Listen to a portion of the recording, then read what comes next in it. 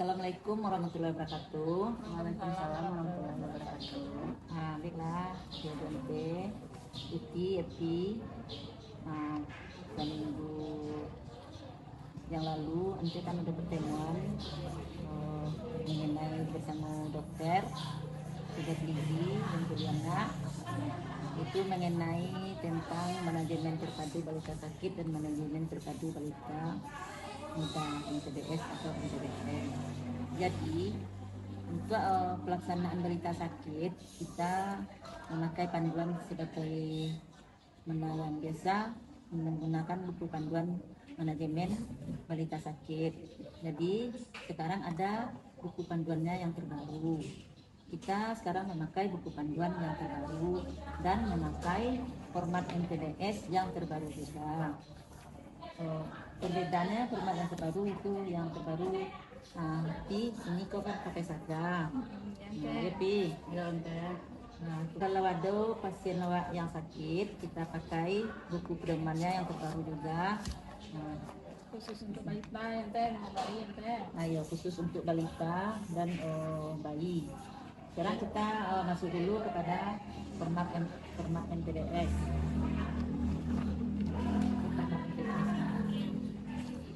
Kopi. Ya. Jadi format yang kamu dipakai di dompet. Ayo yang pakai saga tuh kita pakai gini. Jadi besok suruh kopian banyak. Jadi di desa harus pakai kalau ada yang baru baik pasien. Cara umum apa MTBM kok pokok MTBS kok mau MTBS, tapi lah biasanya Pak Rajunnya MTBS manajemen terpadu balita sakit. Kalau ada pasien mewah yang sakit dipakai format itu ya dia punya tuh penilaian penilaian itu ada tuh. Nah bah pilihan pasien tipe coba sering misalnya baca mesej kayak per tahun teh dilingkari kalau iya adanya dilingkari. misalnya ada berapa Di cara pengisian format MTBS ini kan ada PDF-nya, ditulis tanggal kunjungannya, alamat, nama. Nah kalau nik pakai nik ya. Kemudian wajib niknya wajib. Kemudian daerahnya atau kalau di Tampewak kan daerah endemis ya. Jadi kita kode tidak. apa misalnya untuk centang baru dicentang. Dicentang. Kemudian alamat udah, nama anak laki-laki atau perempuan. Kemudian nama ibu berarti laki-laki perempuan dilingkar untuk laki-laki perempuannya dilingkar. Kemudian kita tulis nama ibu. Kemudian umur anak ini kita tuliskan dalam tahun, dalam bulan. Misalnya umurnya 14 bulan jadi 1 tahun 2 bulan. Kalau 14 bulan berarti jadi 1 tahun 2 bulan. Kemudian berat badannya kita tulis, panjang badan kita ukur lingkaran lengan kita tulis, kemudian lingkaran kepala, suhu. Kemudian kita tanyakan apakah sakit anak, demam, batuk, atau mempret. Nama pengguna kita checklist. Kalau anak itu berkunjung dengan penyakit yang sama dalam bulan itu, mungkin jangka. Tapi kalau dia berkunjung baru, mungkin kunjungan baru. Saya ditanyakan sampai situ, paham? Nah, kemudian kita memeriksa tanda bahaya umum dengan segitiga atau spesimen gawat anak atau sakam. Itu yang bedanya dengan form yang lama. Nah, kita lihat anak yang kita temukan dalam kita memeriksa tanda bahaya umum ini. Kalau kita temukan satu tanda dalam bahaya ini tersebut, berarti kita klasifikasikan penyakitnya sangat berat. Satu aja dalam yang kita lihat ini dalam formulir ini kan kita memeriksa tanda bahaya umum ada dengan beberapa ya. Kan banyak tuh.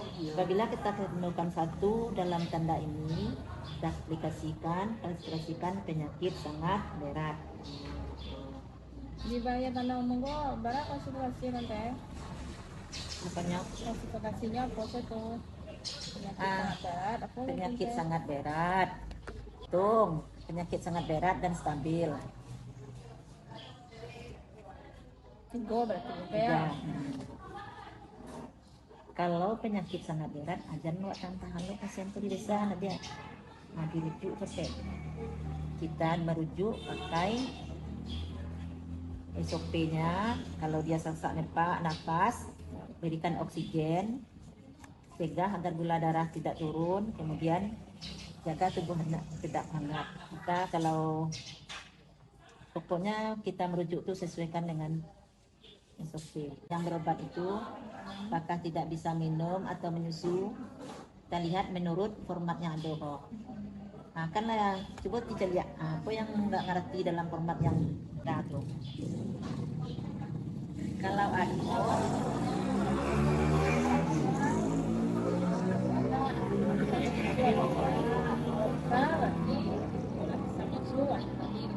Karya po di checklist na. dilingkari. Kalau tak bisa menyusu kita lingkari. Kalau nampak anak pucat kita lingkari pucat. Kemudian kalau ada tarikan dinding dada ke dalam kita lingkari. Tidak bisa checklist lingkari. Jadi kalau kita melakukan pemeriksaan bayi itu tidak terlepas kita harus memakai buku panduan MTBS. Jadi 2 rili lah, anti fotokopian buku ko. Jadi di bagian Jadi klasifikasi itu di dalam buku dulu. ya klasifikasinya bisa dicari di situ. Apakah gagal jantung? Misalnya terdapat satu atau tanda lebih gejala tanda pada setiap komponen penampilan dan usaha napas dan sirkulasi, berarti penyakitnya gagal jantung. Lakukan bantuan hidup Puskesmas hidup segera. ya. Ya. Nah, kemudian kan ada 3 tuh klasifikasinya: gagal jantung paru, penyakit sangat berat, dan stabil. Kalau stabil kok jadi tidak perlu tindakan. Jadi kalau mengisi formulir ini kita tidak lepas dari penggunaan buku ini.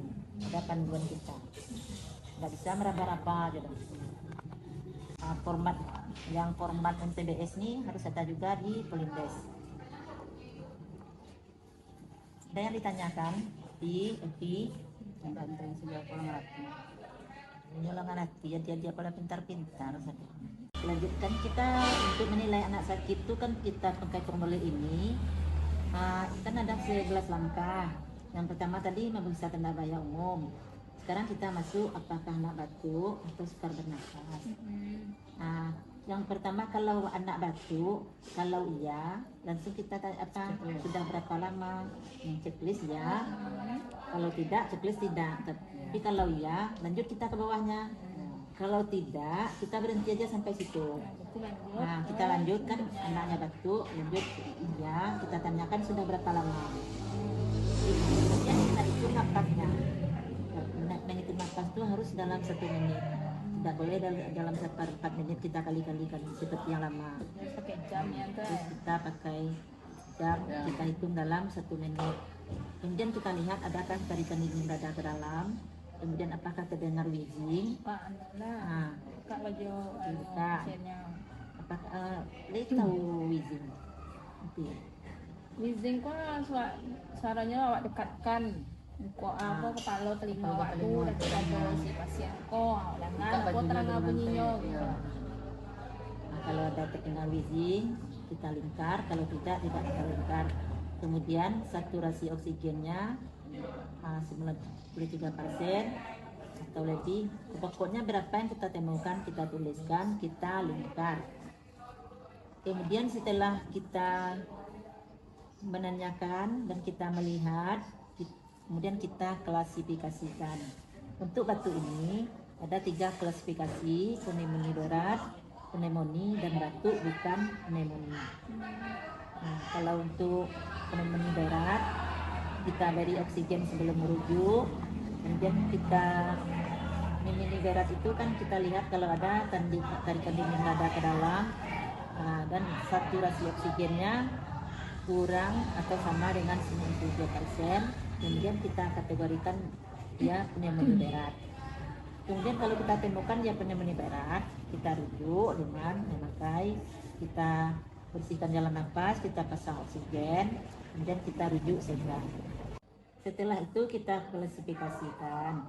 Kalau kita temukan anak dengan tarikan dinding dada ke dalam atau saturasi oksigen kurang atau sama dengan 93%, kita klasifikasikan dia pneumonia berat.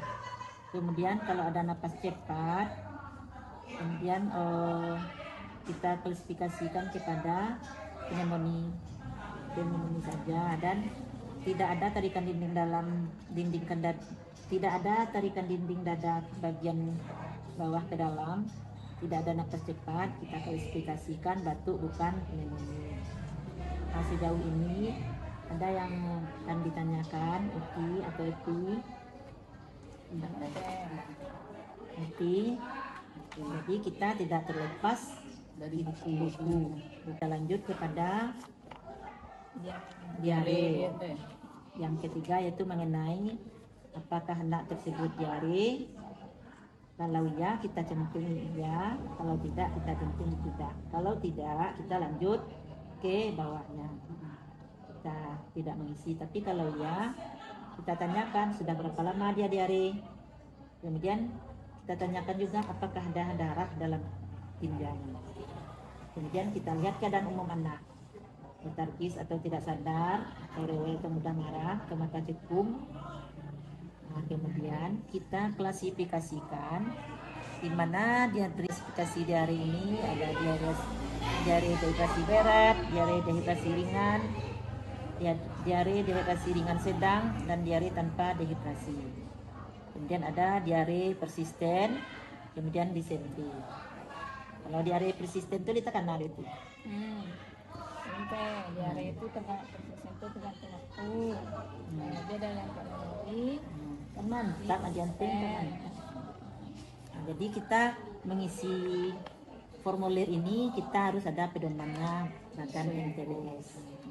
Jadi kita semuanya harus punya, yang adik-adik bidang di desa dan juga petugas di peliana. Nah, ada yang ditanyakan itu bukunya 2 hari lagi untuk penjelasan itu apa kan teh? Yang mana tuh Yang anak diare. Keadaan umum ya? Keadaan umum. Kita lihat keadaan umum anak. Apakah anak letargis atau tidak sadar? Jadi sampai yang teh. Hari celia. Apa anak rewel atau mudah marah? Apakah anak cekung? Kita lihat apakah cubitan kulit kembalinya lambat. Nah, kita klasifikasikan nanti. Nah, jadi besok jangan lupa pakai itu pakai format. Pakai format yang baru itu yang lama nak dipakai nih lah. Dipakai nih deh. Kita sampai sebetulnya kan sampai 11 nih klasifikasinya, tapi sampai di area aja lah dulu.